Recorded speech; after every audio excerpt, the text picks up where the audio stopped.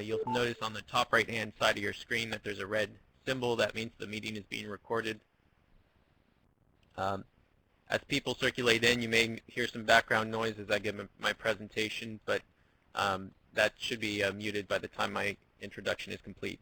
I wanted to welcome everybody to the third webinar of our 2014-15 year of programs that is hosted jointly by the State Office of Historic Preservation and the California Preservation Foundation. We want to thank you for joining this session. This program is made possible by the coordination of a number of people both at OHP and CPF, and it is being offered for free to all members of the general public interested in historic preservation in California. Before beginning, I would like to encourage you to become a member of CPF, California Preservation Foundation. For as little as $40 a year, you will have discounted access to over 20 webinar programs, upcoming members-only advocacy forums, a dozen workshops held at historic locations across the state, our 2016 conference in San Francisco, and our annual Preservation Design Awards and dinner. Information on membership can be found on our website at californiapreservation.org. Today's webinar will last approximately 1 hour, for a total of 1 hour of time. We will close with a short question and answer period. You'll notice on the bottom right-hand side of your screen there is a Q&A box. If you have any questions at any time during the presentation, you can type it in the Q&A box. We will hold that question until it can be addressed by the speaker. There's also a chat box right above the Q&A box. That's visible to all participants. If you would like to comment or interject, you may do so through the chat box. If you're attached to a microphone, you should grant Adobe Connect voice access to your microphone when asked to do so. Your voice will be muted during most of the presentation, but you may raise your hand by clicking on the hand symbol at the top of your screen. Once your hand is raised, we will grant you voice access at an appropriate time in the presentation. This will allow you to have a short dialogue with the speaker or ask a question in person. If for some reason your sound does not work, you will need to type in your question or response in the chat box.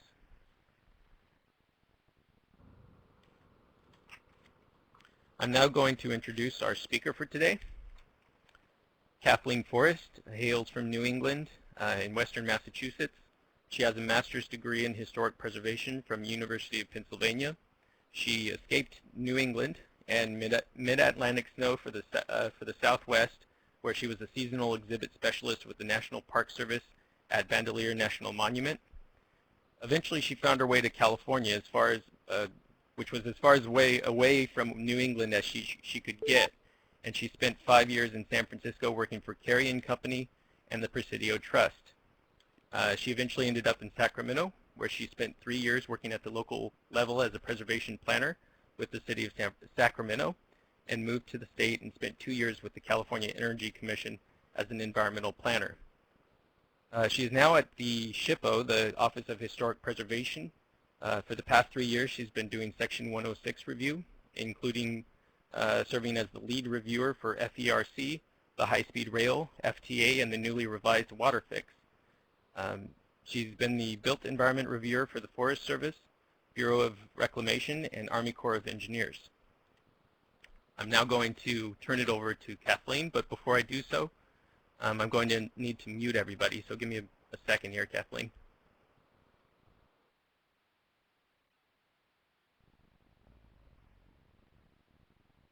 Okay, you're ready to begin. Ready as I'm going to get. Good afternoon, everybody. Thanks for spending your lunch hour with John and I to talk about this really fascinating topic of consulting with the SHPO under Section 106 of the National Historic Preservation Act. Like I said, I'm Kathleen Forrest. I'm also here with Jessica Tudor from our office, who will be available during the question and answer session to address any questions relating to archaeology that you might have. I have to coordinate my notes, the camera, and my PowerPoint, so excuse me if I'm looking that way. So why do we do Section 106? It's part of the National Historic Preservation Act, it's Section 106, and its implementing regulations are found at 36 CFR Part 800. 106 consultation is required when a project is a federal project, is federally funded, or requires a federal permit or license. and the purpose is to assess the effects of the undertaking or the project on historic properties. It's intended to be completed prior to the expenditure of any federal funds or issuance of a license or permit. We try really hard to make that happen. The Advisory Council on Historic Preservation is the federal agency that promotes the preservation, enhancement, and productive use of our nation's historic resources, and 36 CFR regulations, Part 800 regulations, are the ACHP's regulations. They wrote them. And one purpose of consultation under those regs is to provide the ACHP a reasonable opportunity to comment on an undertaking.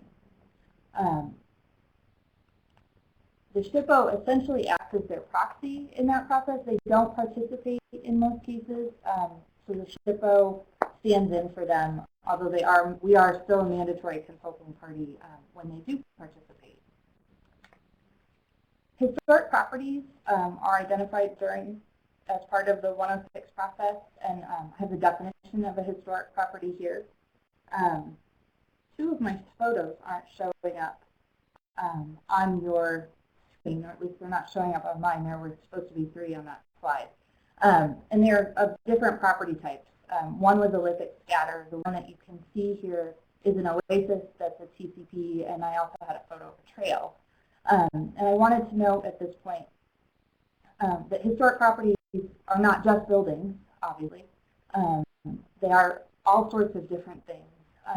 And I wanted to take a moment to note that TCP's traditional cultural properties can also be built environment resources that are significant to particular communities. I'm the high-speed rail reviewer, and during one of their identification phases, they did an excellent evaluation of a building called the Salon Juarez in Bakersfield that is significant to the Mexican-American community there. It's not a particularly remarkable building, but it is very important in that community. And that Native people can also attach significance to historic period built properties, which is something that we don't always think about. There's a railroad in the desert that there was significant in the migration patterns of a group of Navajo that now live in California. They migrated over that railroad, and that railroad is now significant to them. So just the point being to keep your mind open when you're identifying historic properties. What is consultation? It's the process of seeking, discussing, and considering the views of other participants and seeking consensus with them regarding matters arising in Section 106 process. It's an ongoing process, doesn't necessarily end at your adverse effect finding or the signing of an MOA, and is intended to continue through project completion. So who consults? The federal agency drives the bus. They can formally delegate that authority to a third party, with the exception of their government-to-government consultation responsibilities with Native Americans. Required parties at the table include the SHPO, tribal historic preservation officers, local governments and applicants, and other parties can include local, state, and federal agencies, Native American groups, and other interested parties, and of course the public. Basically, it's a dance. You have to invite everybody to the dance, but you can't make them all dance. So you have to include them all. I do want to emphasize that the government-to-government consultation does have to be done by the agency per the regulations, and that cannot be delegated. They can use consultation that's been conducted by another party to inform theirs, but the 106 consultation has to be done by the agency.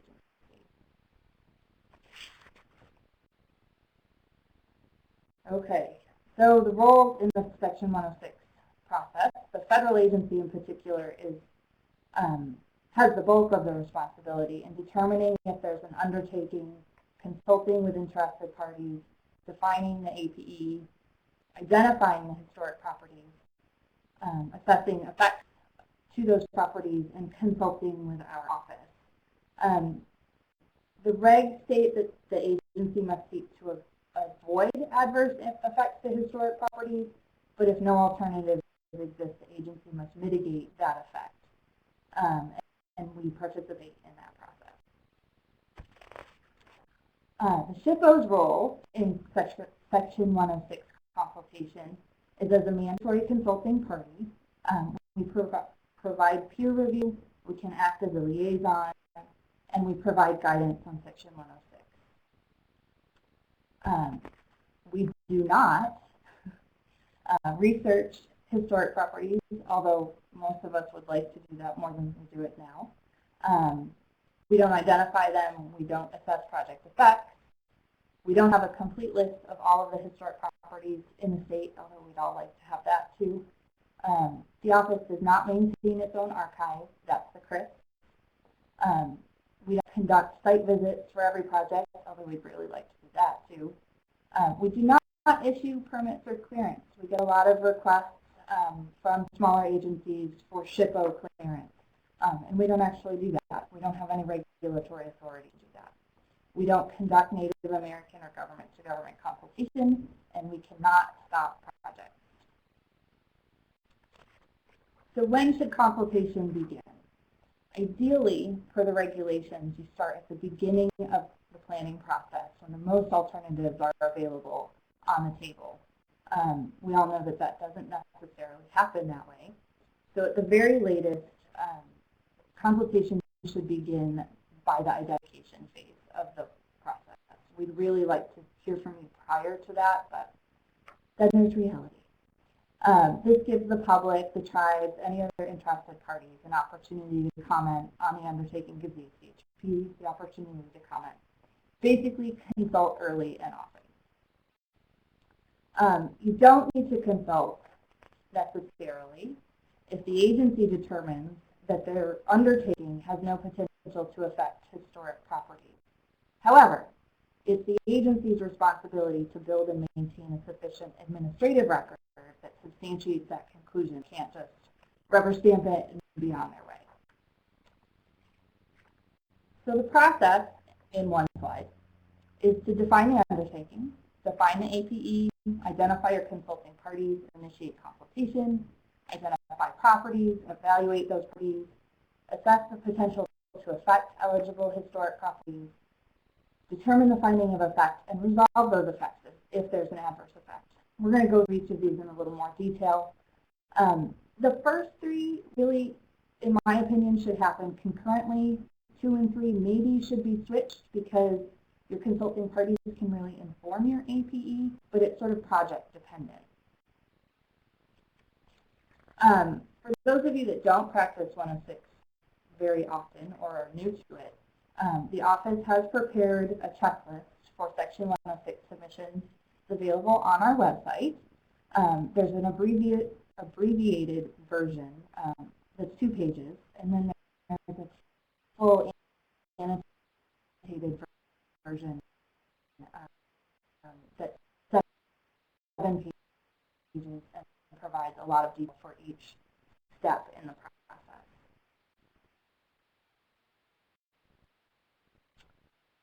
So the first thing you do, the agency does, is to define the undertaking. The undertaking is a project, activity, or program funded in whole or in part by the direct or indirect jurisdiction of a federal agency or on behalf of a federal agency. Those carried out with federal financial assistance. What happens, and intended it to happen, is that we consult on each individual step. Sometimes multiple rounds of consultation on each individual step. We all know that that doesn't quite happen that way, but we would like to see more of that if possible. Step 1 is to initiate consultation, and that's done by sending us a letter that includes all of these things. The most important things on this list, and they're all important, but we really need to have a complete project description in every letter that you send. What regulatory process you're consulting under, whether it's straight regs, an MOA, a PA, and a summary of the previous consultation if that's applicable. It's rare that we see a letter just simply initiating consultation. Usually they'll combine that with an APE request. And it's really important to tell us in each letter what exactly you're asking for. The consultation takes place primarily between the federal agency and our office and the other consulting parties, and it needs to be done in coordination with all of those parties. So we're happy to talk to individual parties, but we don't conduct formal consultation that way. The response that you'll get to an initiation letter, the mailman will visit you and give you a letter back. And the content of that letter is dependent on what your initiation letter asks for. Once you've initiated, you can define your APE, which is the geographic area or areas within which an undertaking may directly or indirectly cause alterations in the character or use of historic properties. It's influenced by the scale and nature of an undertaking and is always different for different kinds of effects caused by the undertaking. You can have a direct APE and indirect APE. You can differentiate between your archaeological APE and your built APE. It's all one APE. It's just your level of effort and what you're looking for within those subgroups can differ. And these are the things you need to consider when you're defining your APE. Your direct effect, obviously. Your indirect effects, which are visual, audible, sociocultural, and your cumulative effects. When you're consulting with us on an APE, we need, again, a complete description of the undertaking, what's the extent of your ground disturbance, what are the physical parameters of the project, and an explanation of how you chose your boundaries and why. Also, these are items that should be included in the APE, and if we don't see them, we will ask or comment that you should include them, including dredging and borrow areas, staging areas, access routes, the entire boundary of any historic property that's within the APE, and mitigation parcels. I want to take a moment to talk about the fourth bullet, the entire boundary of any historic properties that are within the APE. In particular, some of the larger properties that we deal with, like linear resources, you don't have to include the entire resource in the APE. However, you do need to include enough contextual information about the resource as a whole that we can make an educated conclusion about the eligibility of that resource and what kind of effect your undertaking will have on it. We're sort of moving away from the evaluations that say, well, the road's eligible, but this segment doesn't contribute to the road. We want to see an evaluation that says the road's eligible, the undertaking will have an adverse effect or will have no adverse effect. We have guidance available on our website about linear resources, in particular in the summer 2010 issue of Preservation Matters, which I think John will provide the link to for you. And this is applicable to archaeological sites as well. We want to see the entire resource included and know what the type of effect will be from the undertaking on the site as a whole. Your supporting documentation for your APE. We love maps, we love pictures, we'll take drawings if they're applicable. You need a narrative description of both the horizontal and vertical extent of your APE. Land use history is really important and helpful, and the specifics of your ground disturbance. There are specifications for the maps and photos in our checklist if you're unsure about that. And I'm going to run through a few examples of good APEs, maybe not so good APEs, and the maps that we like to see in the photos. This is a project location map that was provided as part of a light rail project. It's a great project location map. It's not an APE map. This is the same project, the project vicinity. See a little finer resolution here in this map, but still not sufficient enough for an APE map. We received this guy as an APE map for a utility project of some kind. There's so much stuff on this map that it's hard to know what it's for, never mind where the work is actually going to take place. It's okay to use drawings or plans as an APE map, but you have to get rid of all of the clutter. This APE was submitted by an agency. I'm not entirely sure what the project was for. It has 2.5 boundaries, apparently extends to the southeast forever. And I'm assuming it's southeast because there's no north arrow or scale on this map. The agency was asked to revise it with this guy. Still extends forever. The 2.5 boundaries are much more visible now, but still not adequate for an APE. This APE map is for a large, I think it's a solar project. So it's huge, but you can still look at that topo map and say, okay, I understand where this project is happening. It needs to be large enough that we can use it to identify where on the actual ground surface the APE line would be. With a project like this, you would probably also include a set of maps in finer detail. The best case scenario is a map of 1 inch to 2,700 feet for the overview, and then finer detail as needed for the detail sheets. This is another linear project, APE. This was mostly built environment, this particular project. But another good example that notes the route of the project. It includes the entire parcels along the route of the project. And it distinguishes, this one had a CEQA and a 106 level. We didn't review the CEQA for it, but they did distinguish between the CEQA parcels and the 106 properties because there were some differences there. Our response to your APE submission will be a letter back to you. There's mailman again, offering comments on your APE. Per the regulations, we do not concur with APEs, we just comment on them, which often generates some confusion. The response you'll often see is we do not object to your APE. And sometimes people are expecting concurrence, so we don't actually have the authority to concur on them, so we comment. The next step is identification of historic properties once you've defined your APE, which consists of the following steps. Is background information, seeking new information, and gathering information from Indian tribes and interested parties. These can happen concurrently, obviously, especially the last two.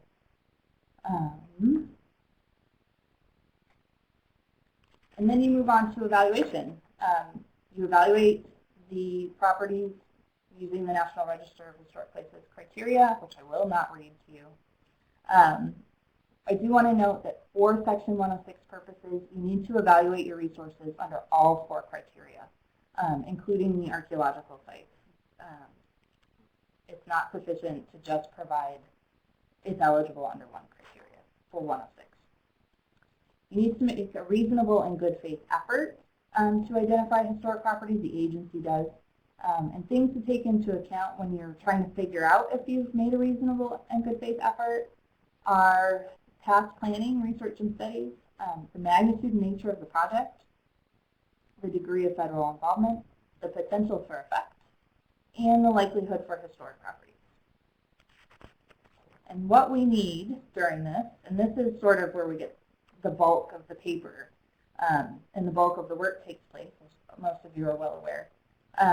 We need photographs, construction dates, a summary of your record search, any technical reports generated by your surveys, drawings, DPR forms, and maps, and any other information that you think might be relevant.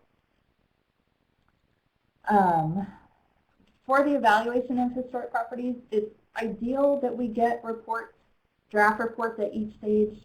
We'd like to see draft inventory reports, have a chance to comment, and then have a see the draft evaluation report. We all know that that doesn't always happen, that mostly doesn't happen that way, but that would be in an ideal world. We consult on the identification efforts. We don't provide formal concurrence until the agency has submitted determinations of eligibility. I can't say this enough times. Please tell us how you arrived at your conclusions for each criteria. And the agency makes the determinations of eligibility. I've included, because this is like the most important step in my opinion, some tips for success to get through this process cleanly. Have the appropriate professional do the work. There are federal qualification standards for archaeology and history, architectural history, and so forth. And a lot of that comes down to how we look at resources. Feature, this is an example I like to give a lot. Feature is an archaeological term. I see a lot of evaluations that are done by archaeologists that refer to built structures as features. That's not a term that's used in the built environment, or it's a major motion picture, depending on what you're talking about. Make sure your record search is recent, usually about 2 years old is standard. Fully explain your survey methodology. And if you're using an existing survey, which is fine, explain why the existing data hasn't changed. Go out and field check it, let us know that that happened, and that it's still sufficient. The field conditions haven't changed. And if there's no information out there, and this happens periodically, please tell us. I get lots of evaluations that identify properties or potential properties, and then there's silence. And it turns out that there was no information out there, but they didn't tell me that, and I kicked the report back because I didn't know that.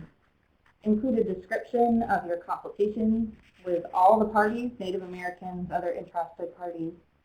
If you're consulting under an MOA or PA, check that document for any special requirements or changes to the process. Again, evaluate under all 4 criteria, and ultimately demonstrate how your conclusion was reached. You can't just make sweeping statements that a property is eligible or not eligible. Again, for our response, the mailman will visit you, and we'll either comment on, we will comment on the adequacy of your identification efforts and offer either concurrence or comments on your eligibility determination. Then we move on to the assessment of effects. If there are no historic properties present in your APE or your undertaking will not affect historic properties, then you reach a no historic properties affected determination. We concur on it. You're done. You move along. If there are historic properties that may be affected by the undertaking, you apply the criteria of adverse effect, which are all listed out here, and reach one of 2 conclusions. It's either an adverse effect or a no adverse effect, which are the definitions are provided here. A resource can also be assumed eligible for the National Register without evaluating it. If the undertaking will result in no adverse effects, this is something I see on utility type projects a lot. However, it may not be assumed ineligible, especially if the undertaking has the potential to affect. I also want to note here that just because you have an adverse effect does not necessarily mean that the property will no longer be eligible after the project is complete. An adverse effect diminishes the integrity of that property. It doesn't completely negate it. And often what we'll see in agreement documents is that one of the mitigations is to go back and look at that property again when the project is complete and determine whether or not it's still eligible. And they are, often. For your assessment of effects, what we need is a narrative that describes the effects and the reasoning behind the finding of effects, describes the alternatives that may or may not still be on the table, and all the supporting documentation, the specifications, photo simulations if they're available, maps, drawings, and presumably at this point we're familiar enough with your project that all of this would make sense. Our response, again, hopefully the mailman will visit you. We will concur or comment on your assessment of effects. And if you have, oops, I'm getting ahead of myself. If concurrence is reached on no adverse effects, you're done. You can move on, do your project, keep talking to people if necessary.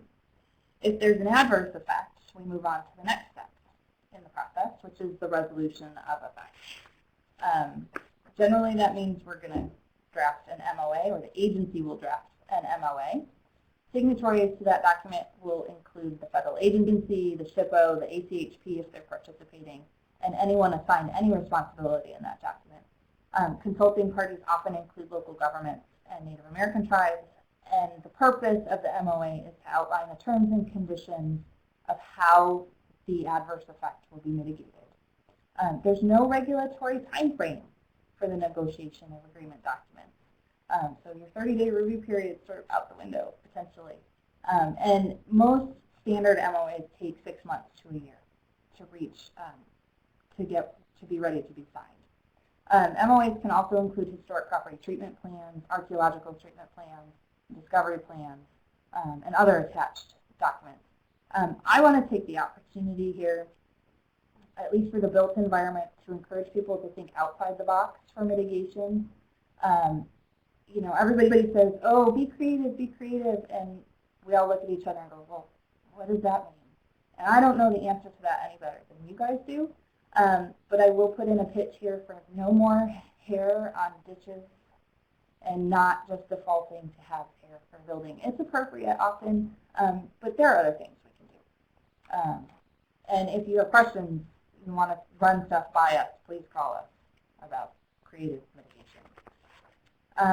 I want to just mention briefly programmatic agreements. They're sort of a presentation unto themselves, but they're an alternative process for satisfying the 106 requirements. The agency still has to go through all of the steps, but it allows them to phase those steps. And a PA, standard process PA, will take about a year to 2 years to negotiate. The SHP provides a lot of guidance on how to draft agreement documents, both MOAs and PAs, and I've provided the link there for you. And just some office facts for you. We received almost 5,000 submittals in 2014 for almost 4,000 projects. There's 10 Section 106 reviewers, and that works out, if you do the quick math, to about 500 submittals per reviewer. We're all assigned by agency. As John mentioned in my introduction, I have 4, I think, main agencies that I'm the lead for, and 4 that I'm the built environment review for, but not the main point of contact. So we've got a lot of stuff coming in and out of this office. Time frame for review, which is specified in the regulations, is for each step in the process, even if you combine those steps. So if you collapse a consultation for 800.3G, you're still looking at a 30-30-30 review period. So if you collapse the consultation, that's still potentially 90 days. A lot of people use 800.3G to request expedited review. That is a separate request. 800.3G is a request to collapse the process into one submittal. And it's a request that's granted at the discretion of the SHPO. Expedited review is a different request that's not, I don't think, is addressed in the regulations, and we will accommodate that if possible, even though those are often used interchangeably. And that's my contact information. So if you have questions after this presentation, please feel free to call me or email me. I'm happy to talk to people, and Jessica and I would be thrilled to take your questions.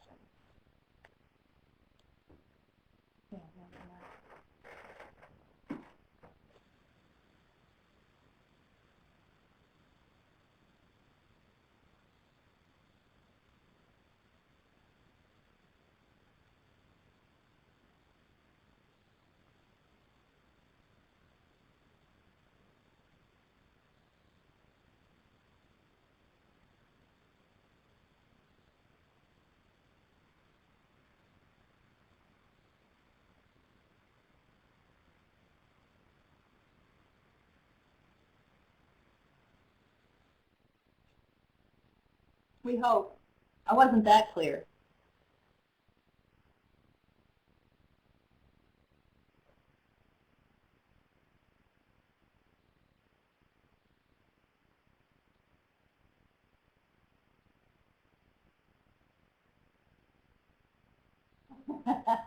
Thank you.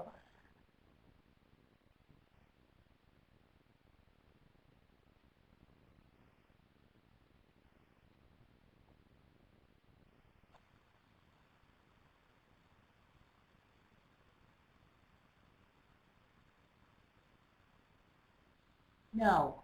If an agency determines that an undertaking has no potential to affect historic properties, they do not necessarily need to consult with our office. I often have agencies call me and ask me or email me and lay out a project and say we think that there's no potential effect or no potential to affect a historic property. What do you think? Can go both ways, but it is the responsibility of the agency, if they make that determination about an undertaking, to maintain an administrative record of how they reach that conclusion.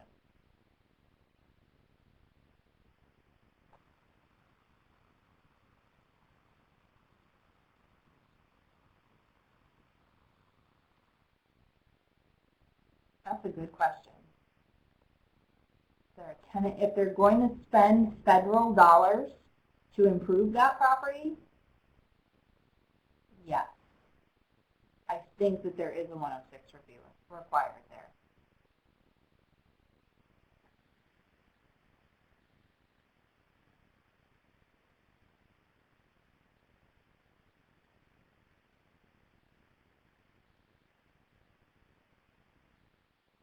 So John mentioned in my introduction, and I mentioned that I'm the lead reviewer for certain agencies and a built environment reviewer for other agencies. And so we're assigned by agency.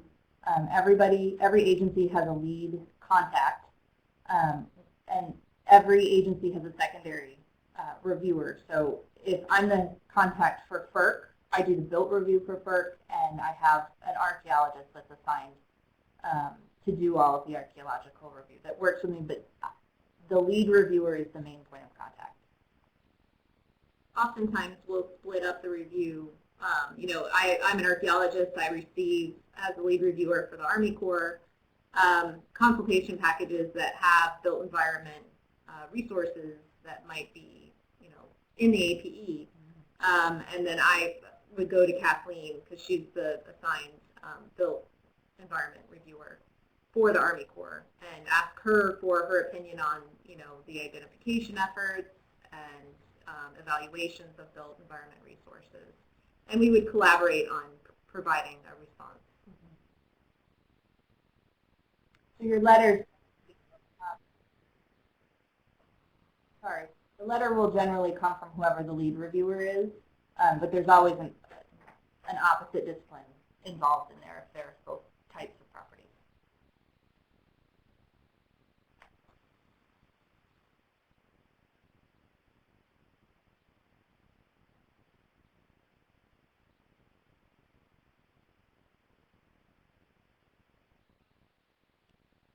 You want to answer that? Our general rule of thumb is 5 years, but that is also, it's a place that we can have a discussion. If the agency believes that their 6 to 10-year-old survey is adequate, they can make an argument for why they believe that to be the case. Often when we're looking at survey reports and results, we want to know that the condition of the parcel or APE that is in question hasn't really substantially changed since that survey has taken place, and that the resources that might have been ignored previously because they weren't more than 50 years old, might now have become potentially eligible. They are older now. So those are the kind of concerns that we're looking at, and also that standards change over time for survey. So there's always a case to be made for why a survey that's older than 5 years might be adequate.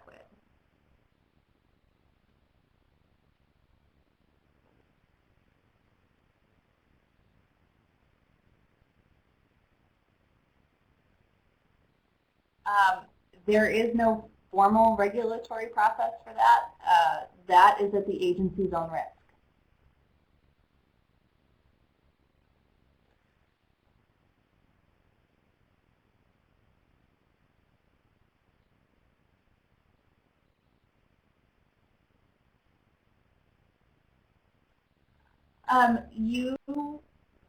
SF Heritage could be a consulting party when it has an interest in a project that's happening, a federal undertaking, and it's a request to the federal agency to become a consulting party, and it can be denied, unfortunately, by the federal agency. That's outlined in the regulations. It escapes me at the moment exactly where that is. I think it's in 800.2 where the process for that is.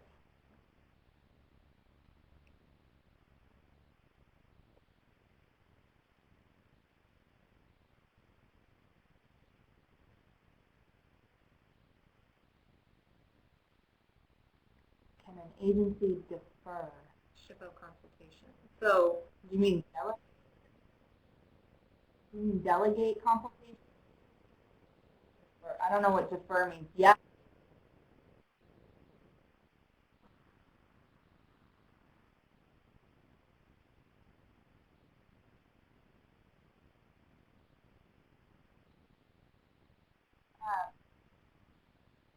They can delegate their responsibilities to either, if there are multiple federal agencies involved, one of them usually becomes the lead agency and takes the lead on the consultation on behalf of the other agencies, or a federal agency can delegate consultation authority to a third party, which can be a consultant.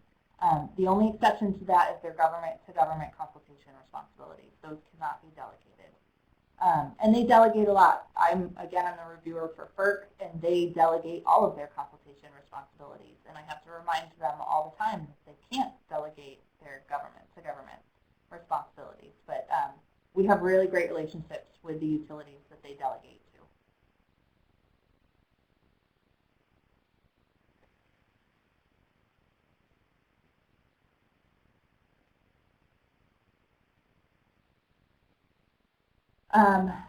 I just had a phone call earlier this week from an agency who wanted to run it by me. She had a question because there was a facility that had been evaluated and concurred with, a determination concurred with by our office in the past couple of years on a military property. It was not eligible, and the work that they were doing involved no ground disturbance.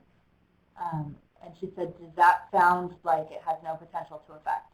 And I said, yes, that sounds like no potential to affect. Oftentimes we don't see those. The agency can make, according to the regs, they can make that determination on their own. Again, like Kathleen said in her presentation, that, they just are expected to keep up their own internal records that would be able to support a determination of no potential to affect. Okay, thank you very much, Kathleen, and Jessica as well. We're going to get started in the question and answer period. I'm going to ask everybody to use one of three options to ask your questions. I'll be keeping an eye on all of them. You could type your question into the chat box, which is the most immediate way that people will see it, or you can type it in the Q&A box, or you can just raise your hand and ask it in person, and I will unmute your voice if I see that you raise your hand. So let's get started. I don't see any questions yet, but I'm sure they'll start coming in. And I appreciate that.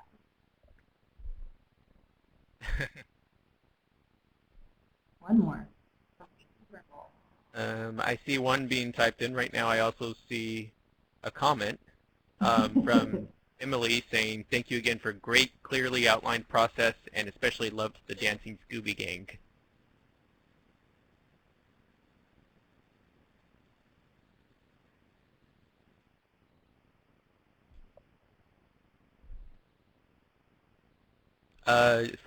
From Josh, in an early slide you mentioned that if the agency finds no adverse effects, they do not need to There's a difference between no potential to affect and no historic properties affected.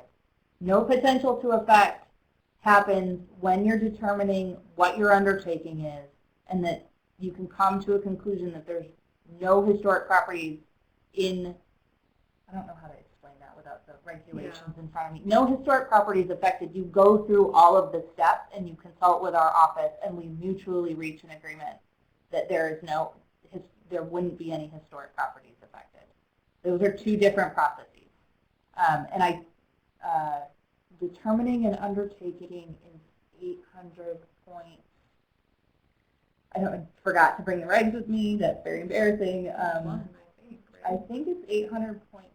Okay, a second question is there a Section Right at the 106 top, review if the federal government is the section. tenant on a part of the privately process owned of property? determining the undertaking is determining if there's any potential to have an effect. You know, it's the National Historic Preservation Act. So if there's no historic preservation concerns, then you might not have an undertaking necessarily. But when you go through the process and you look at whether or not there might be any historic property Megan, she's asking, how does California SHPO reviewers split up review for projects with potential to impact built environment and archaeological resources?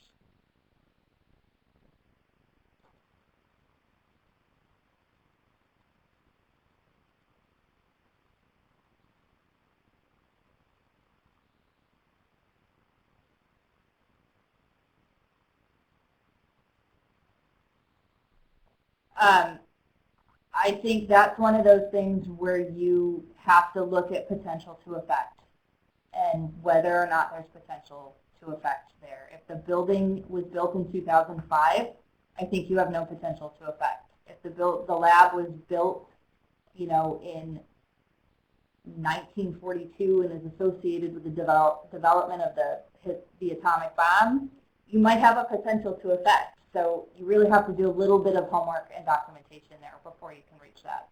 Figure out whether or not you have to proceed with consultation.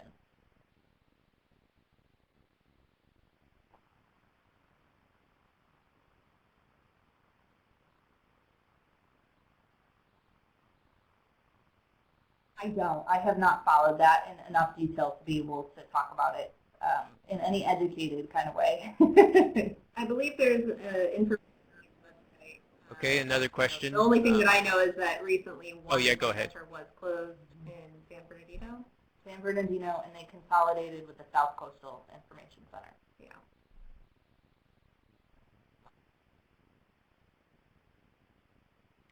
Okay, from anonymous guest, you mentioned that a record search should not be older than 2 years. How old does a survey field identification need to be before you recommend it be redone or resurveyed?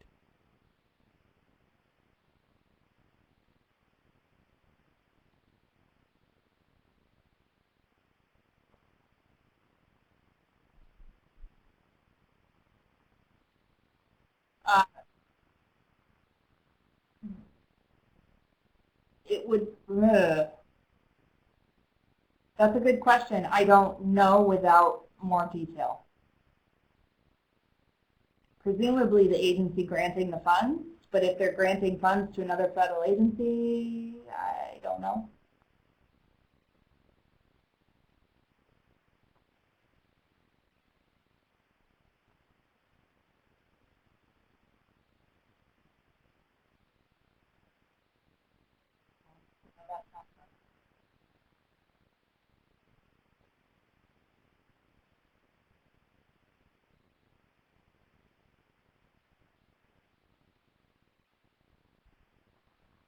Marcos, do you mean the actual record search that comes from the CRIS or a detailed description and summary? Okay, you probably see this question in the chat box. What is usually the we're seeing process a for work to detailed proceed while description MOAs are being of, negotiated? The record search results and what was encompassed there.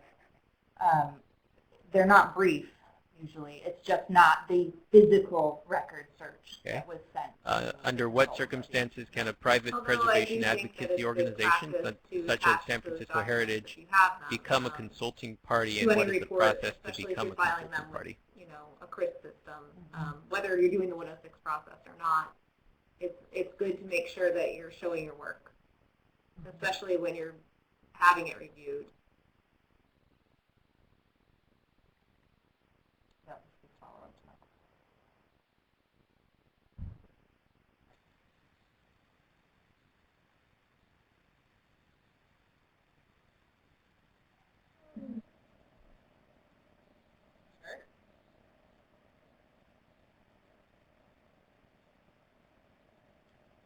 Okay.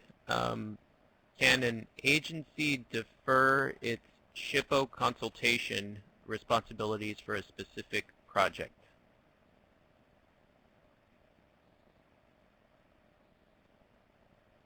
I'm not sure what is meant by defer, but yeah, I'm not sure what. Yeah, I think right. Yeah, the word used was defer, but I'm not sure if that means delegate to a different agency, or maybe you can respond to that.